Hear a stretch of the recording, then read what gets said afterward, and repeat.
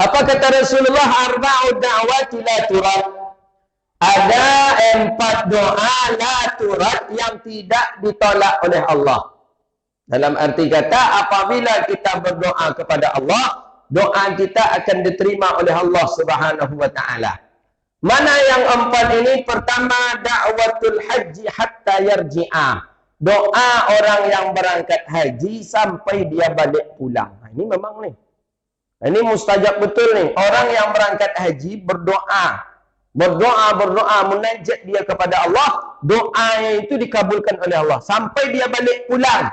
Dah sampai dia di rumah ya, maka sampai situ pula lah doa dia itu dikabulkan oleh Allah Rabbun Jalla Jalaluh. Maka kebanyakan orang kita, kalau dia ada orang yang berangkat haji, dia titip pesan.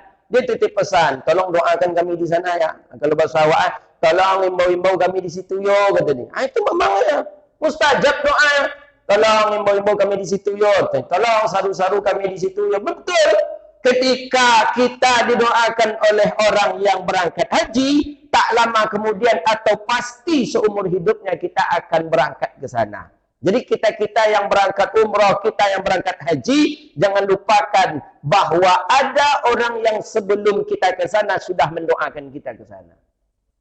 Ini Nabi mengatakan, da'watul la turad, tak akan ditolak doa orang yang berangkat haji ini. Ketika dia bermunajat kepada Allah, langsung doanya diterima dan didengar oleh Allah Subhanahu wa taala. Makanya orang kampung-kampung kita kalau berangkat haji itu datang ke rumah. Datanglah ke tempat Sianu itu besok berangkat haji. Datanglah ke tempat Sianu itu besok berangkat umrah. Datanglah ke tempat Sianu itu besok nyampai ke tanah suci. Datang kita. Besok ya berangkat yo. Mohon doakan kami di situ yo. Imbau-imbau kami di situ yo. Insya-Allah orang yang lain minta doa kepada orang berangkat haji, berangkat umrah, suatu ketika nanti dia akan berangkat ke sana. Itu dia. Jadi kita yang sudah berangkat tu, berarti ada orang sebelum kita yang sudah mendoakan kita. Yang sabui pula ni, dan dia ke situ dia piti dan banyak, yang tak ada orang mendoa dan itu sombong namanya. Doa mustajab. Dan kita sudah pernah menengok orang-orang, cerita salafus saleh gitu juga, doa di Masjidil Haram, doa di dekat Kaabah. Berapa tempat yang Allah kabulkan doa ketika kita berada di tanah haram itu. Doa ketika berada di Bukit Safa, Allah kabulkan doa. Doa berada di Bukit Marwah, Allah kabulkan doa. Doa ketika mencium Hajar Aswad, Allah kabulkan doa. Jadi ketika mencium Hajar Aswad tadi, doa kita di sana Allah kabulkan doa kita. Makanya orang berbondong-bondong ingin mencium Hajar Aswad. Kenapa batu dari surga? Ketika berdoa dekat itu, doa kita dikabulkan oleh Allah Subhanahu wa ta'ala. Dari penjuru dunia manapun, orang akan datang mencium Hajar Aswad. Gitu dia. Maka orang mondong-mondong. Tapi sekarang kita tengok semenjak Covid ini tak dapat mencium Hajar Aswad. Karena sudah dibatasi. Tawaf saja dibatasi tempatnya. Mudah-mudahan cepatlah berakhir corona ini dan dapat pula kita berangkat ke Makkah dan bisa pula mencium Hajar Aswad. Tapi mencium Hajar Aswad tu hati-hati. Jangan picang mata, buka mata kita memegang Hajar Aswad tu. Makanya sunnah yang tadi mencium Hajar Aswad tadi, kening dulu. Kening, kemudian hidung, baru mulut dengan mu'anaqah, dengan membunyikan. Tu, 2, 3. Jadi 1, 2. Begitu cara mencium Hajar Aswad. Tak boleh muncuang aja wak dulu dah, tak boleh. Nampak Hajar Aswad langsung muncuang aja. Terpicang lah mata. Buka mata rupa kepala orang Afrika rupanya. Adanya kepala orang Afrika tu sama bulunya Hajar Aswad tu bentuk ya kan. Macam makanya buka mata, letakkan pelan-pelan jidat-jidat, kemudian hidung, kemudian baru dengan kita kecup mu'anaqah. Kalau kata para masyaikh, sama halnya dengan sujud. Sujud kita kan disunnahkan meletakkan hidung, tidak mulut. Jadi letakkan jidat dulu, baru kita tempelkan hidung kita ketika sujud. Jangan hidung dulu, baru kening kita patah hidung dia nanti. Dalam mencium Hajar Aswad, macam itu juga. Letakkanlah jidat dulu, baru hidung, baru mulut dengan membunyikan sedikit. Begitu dia. Begitu dia mencium Hajar Aswad. Mencium bini awak mau dituju. Cuman jalan mula-mula kan yang awak jadi bini gitu. Dianjurkan juga dengan mu'anaqah, dianjurkan juga dengan takbil.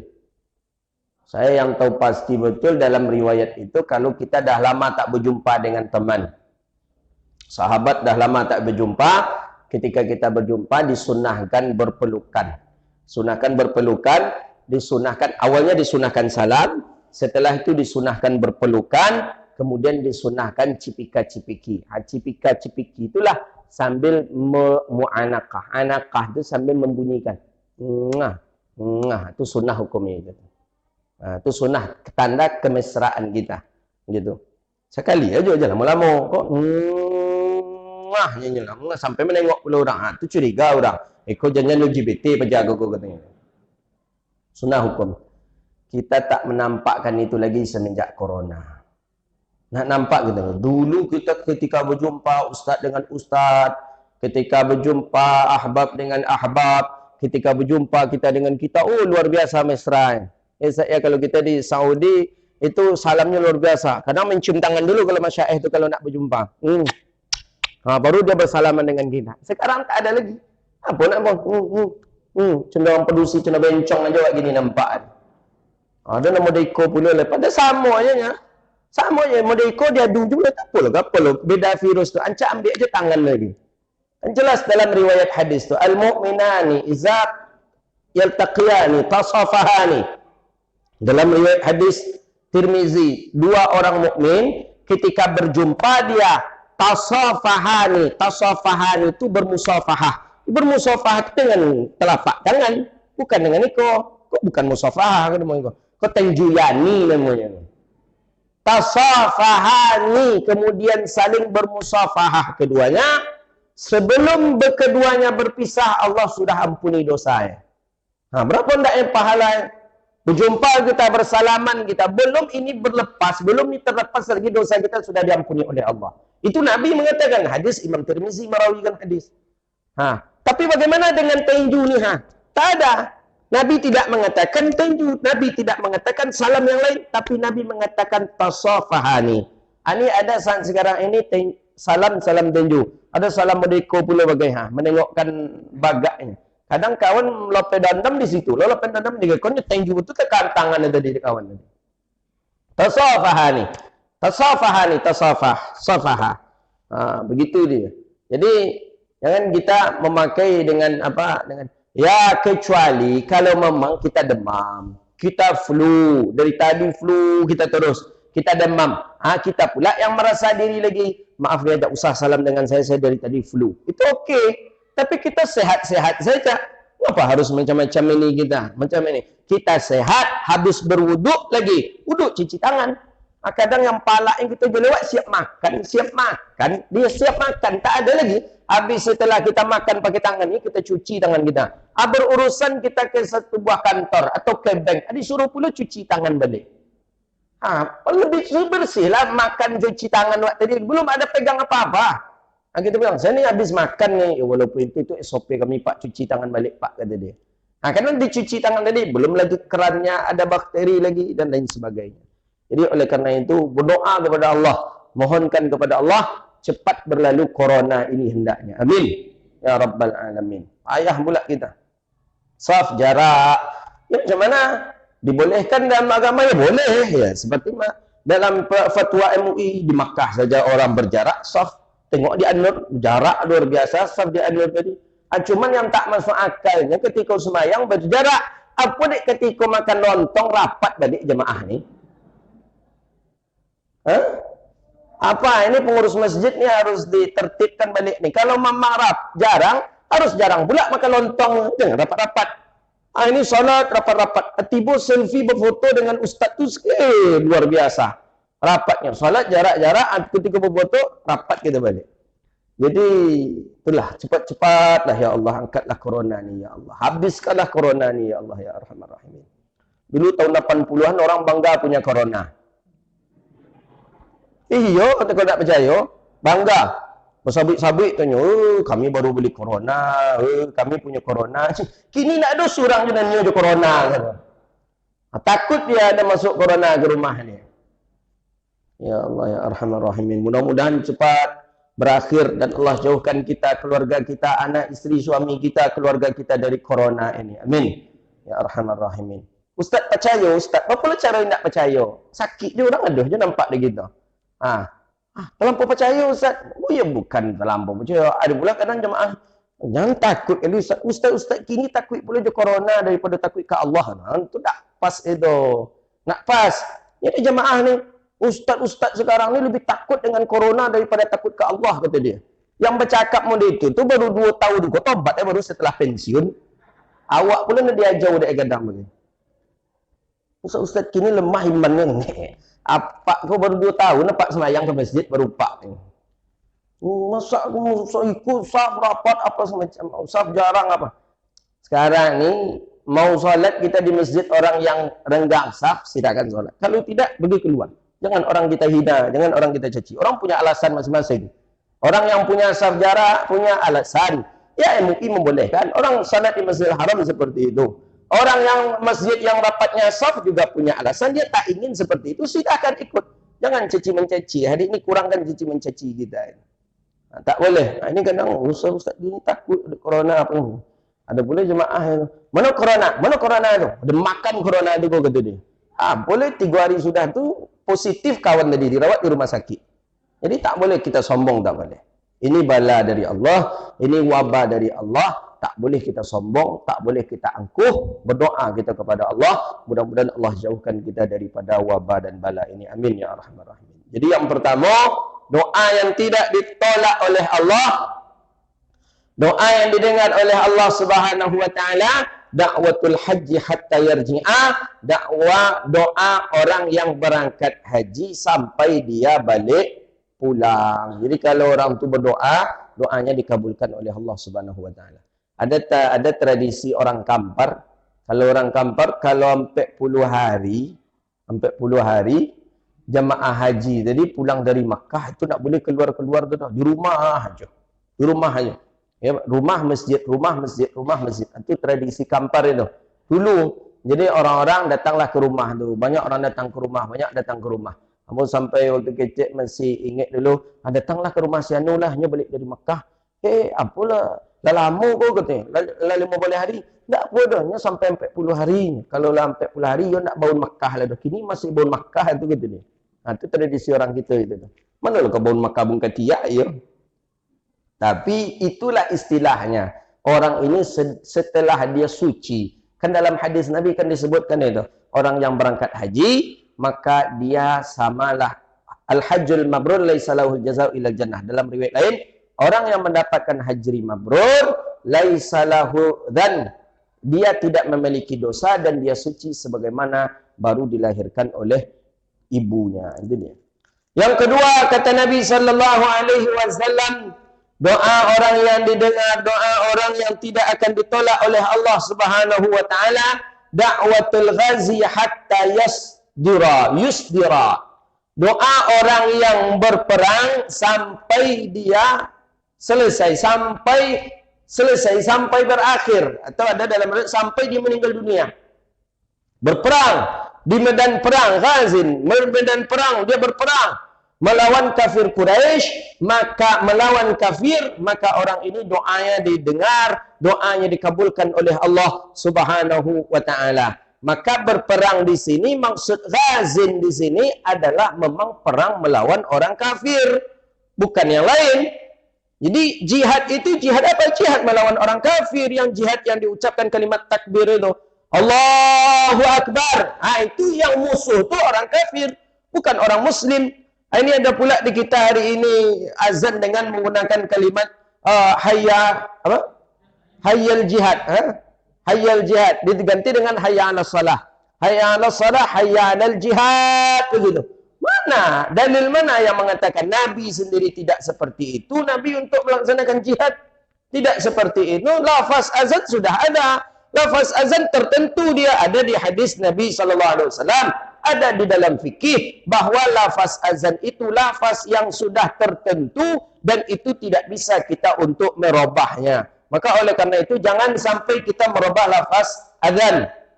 Lafaz azan lafaz yang mutawatirah kata ulama. Lafaz yang sudah diatur dari hadis Nabi sallallahu alaihi wasallam dan di dalam kaedah-kaedah fikih. Jadi maksud berperang di sini adalah berperang melawan kafir. Melawan kafir bukan melawan muslim. Hari ini terbalik, orang mengucapkan kalimat takbir tadi itu ketika melawan orang muslim. Di situ muslim, di sini muslim. Takbir, Allahu Akbar, berperang. Ini tak cocok, ini tak boleh. Karena musuh yang dianjurkan kita bertakbir itu kalau musuh itu musuh kafir. Kafir yang kita lawan. Tapi kalau muslim dengan muslim, tidak. Bukan dengan kalimat takbir. Tak boleh. Berkelahi saja tak boleh. Menumpahkan darah saja kita tidak dibolehkan dalam pandangan syariat. Begitu dia. Sama halnya dengan ada di Afrika. Itu namanya Boko Haram namanya. Oh ini bahaya nih. Orang Boko Haram ini bahaya. Samalah dengan pemahaman ISIS. Ya, pemahaman ISIS. Ini orang sedang sholat, ini sholat Jumat. Orang sedang sholat Jumat di masjid, satu masjid di Afrika. Datang dia pakai mobil ramai, turun langsung ditembak. Di luar dia menembak dengan pakai takbir. Allahu Akbar, mati semasjid orang sholat Jumat. Yang di luar mengucapkan takbir, yang di dalam juga mengucapkan takbir sedang sholat. Kira-kira takbir yang mana yang pasnya? Takbir yang mana yang benarnya? Itu bahayanya hari ini. Orang mengatasnamakan jihad, tapi salah tempat jihad. Jihad bukan melawan orang muslim, jihad itu melawan kafir. Bukan melawan muslim. Ini bayangkanlah, di luar itu mengucapkan Allahu Akbar, tembak semua orang yang sedang salat Jumat di masjid. Di dalam pakai Allahu Akbar, di luar pakai Allahu Akbar. Maka hati-hati kita. Hati-hati. Jangan semangat jihad tapi ilmu tak ada. Semangat jihad tapi gayah ujung dan hadaf kita tak tahu. Kita melawannya siapa? Musuh kita itu orang kafir, bukan orang muslim. Dalam kitab Minhajul Abidin karangan Imam Al-Ghazali rahimahullahu taala, musuh kita itu ada 4, ada 5 musuh kita. Pertama, musuh kita itu adalah kafir. Jelas dia musuh kafir. Yang kedua, musuh kita adalah syaitan. Yang ketiga, musuh kita adalah nafsu diri kita. Yang keempat, musuh kita adalah dunia. Itu musuh kita. Dan musuh yang terberat melawan nafsu. Maka Nabi SAW ketika setelah perang, apa kata Rasulullah? Kita akan melakukan perang besar lagi. Lebih berat lagi musuh kita daripada ini, kata Rasulullah. Apa? Memerangi nafsu, yaitu melaksanakan ibadah puasa. Itu dia. Kenapa musuh nafsu lebih besar, lebih dahsyat kita kalahkan dibandingkan dengan orang kafir? Imam Ghazali juga menjelaskan itu. Hanya perlu kita ketahui ini. Menurut Imam Ghazali, melawan kafir tidak payah, mudah melawan kafir. Yang paling susah itu adalah melawan hawa nafsu. Kenapa susah melawan hawa nafsu? Karena ada 2 asbab. Pertama, nafsu ini musuh yang tidak nampak. Nafsu musuh tak nampak. Mana lebih susah kita melawan musuh yang nampak atau yang tak nampak? Yang nampak atau yang tak nampak? Tentu yang tak nampak lebih susah. Orang kafir nampak, mudah kita nak membunuhnya, nampak kita. Pakai senjata dia, kita pakai senjata. Pakai bom kita, dia pakai bom. Pakai pistol dia, kita pakai pistol. Karena nampak. Yang kedua, penyebabnya bahwa nafsu itu musuh dari dalam. Sedangkan kafir dari luar. Nafsu dari dalam. Mana yang lebih mudah mengalahkan musuh dari luar apa dari dalam? Dari luar. Maka oleh karena itu, musuh yang paling berat menurut Imam Al-Ghazali adalah nafsu. Karena 2. Karena nafsu musuh yang tak nampak. Yang kedua, karena musuh dari dalam. Ini metodologi cara jihadnya Imam Al-Ghazali. Cuman banyak orang-orang yang semangat jihad tak cocok. Nah, kata dia, oh Imam Ghazali ini membunuh semangat jihad. Oh Imam Ghazali ini membunuh semangat berjuang berperang. Cobalah berjuang kali ya tolok. Kadang tak juga sanggup mereka untuk berjuang. Tapi cara didikan madrasahnya Imam Ghazali sukses. Seperti siapa di antaranya? Salahuddin Al-Ayyubi, Nuruddin Zanki, khalifah daripada Turki Utsmani, cara metode yang dia pakai untuk berperang adalah metode daripada kitabnya Ihya Ulumuddin lil Imam Hujjatul Islam Abi Hamid Al-Ghazali. Hari ini banyak orang yang tak mengerti, dikiranya kitab Ihya itu tak betul. Kitab Ihya Ulumuddin itu merendahkan semangat jihad kita. Justru tidak. Kalau kita membaca lebih detail, kita membaca lebih dalam, kitab Ihya Ulumuddin itulah yang menimbulkan semangat jihad, semangat berperang. Karena diajarkan musuh yang terberat adalah nafsu. Kalau musuh terberat saja mudah kita kalahkan, apalagi musuh yang ringan nih. Apalagi musuh yang nampak ini, tentu lebih mudah lagi kita untuk mengalahkannya. Maka kata begini Nabi, orang yang berperang sampai dia selesai dari perangnya, maka doanya itu dikabulkan oleh Allah Subhanahu wa taala. Yang ketiga kata Nabi, da'watul maridi hatta yabra'a, doa orang sakit sampai sembuh dari sakitnya. Jadi kalau ada orang yang sakit, minta doalah ke orang yang sakit. Ada orang yang sakit, minta doa ke orang sakit tadi. Jadi dia sakit, menahan sakit, minta doa. Minta doa. Cuma tengok lo, jangan ketikanya sedang kesakitan tu minta doa. Ikunya sedang menahan sakit, datanglah buat dia doa kur sedang makbul, tendang gitu sudah. Doa orang yang sakit itu dikabulkan oleh Allah. Menjenguk orang yang sakit hukumnya sunnah. Tapi ada beberapa penyakit yang tidak dianjurkan kita untuk menjenguknya. Di antaranya penyakit kulit, kemudian penyakit mata. Ada 3 penyakit yang kita tidak disunahkan menyenguknya. Tak disunahkan kita. Tak disunahkan. Penyakit kulit, penyakit mata, penyakit apa satu lagi yang bisa memindah. Itu tidak dianjurkan kita untuk melihatnya. Itu masuk corona. Orang-orang yang dapat corona ni, jongok pula ke rumah sakit tu lah. Balik dari situ, corona pula gitu. Jadi tak dianjurkan. Cukup kita doakan saja dia dari rumah, mudah-mudahan yang sakit Allah sembuhkan. Jadi menjenguk orang yang sakit itu, Allah kabulkan doa kita. Ada 2 pemahaman hadis ini.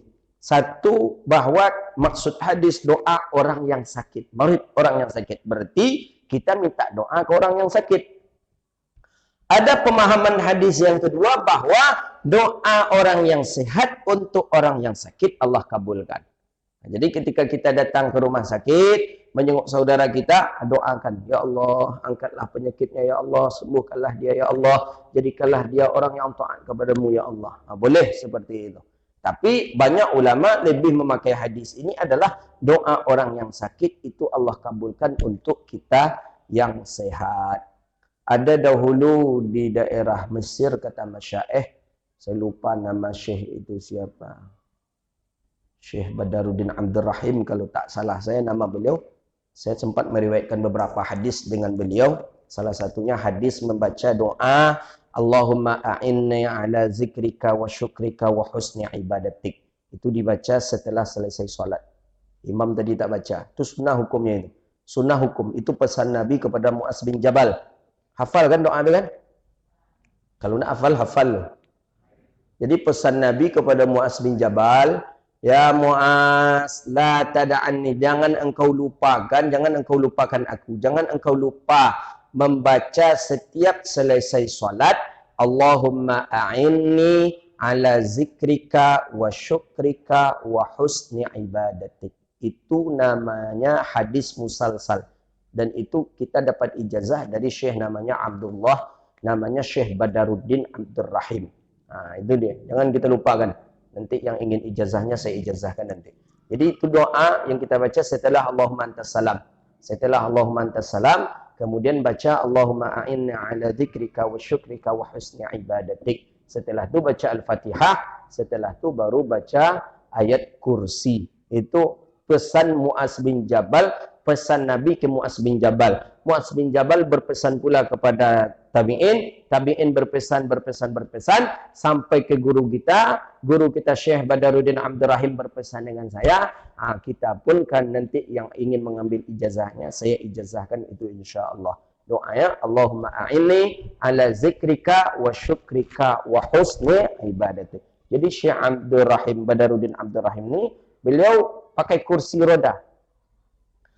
Sudah meninggal beliau. Jadi beliau ni tak bisa duduk, tak bisa berdiri. Duduk bisa, Jadi berdiri tak bisa, sudah lemah begitu. Tapi alim luar biasa, alim.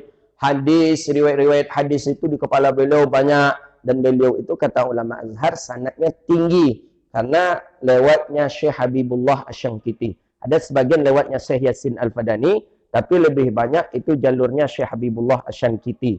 Jadi beliau duduk pakai kursi roda terus-menerus. Jadi kalau ada orang berdoa, beliau doakan. Kemudian langsung Allah kabulkan doa beliau tadi. Jadi salah satu asbabnya kata Masyaikh, kenapa doa Syekh Badaruddin itu didengar oleh Allah? Karena beliau sedang dalam posisi sakit. Jadi kalau ada kawan kita yang sedang sakit, bagus. Ada hajat kita, minta doakan ke dia. Doakan bilang. Nah, karena doa orang yang sakit itu dijabah oleh Allah Subhanahu wa taala. Terakhir yang keempat kata Nabi, da'watul akhi li akhihi bi zahri ghaibi 'indahu. Kemudian doa saudaranya kepada saudaranya yang jauh daripadanya. Kita punya sanak family di Amerika, ada di Makkah, ada di Madinah, ada di Mesir. Kita di sini sedang mengalami kesulitan. Berdoa dia di sana. Di malam harinya dalam tahajudnya kita doakan dia. Dan doa itu dikabulkan oleh Allah. Apa kata Nabi? Wa asra'u hadha, yang paling cepat. Wa asra'u hadhihi da'wah, dan yang paling cepat dari doa ini dikabulkan oleh Allah adalah doa saudaranya ke saudaranya yang lain. Umpamanya kita mendengar curhat dari jemaah. Ada jemaah datang, Ustaz, saya ini banyak masalah nih Ustaz. Di rumah tangga saya seperti ini.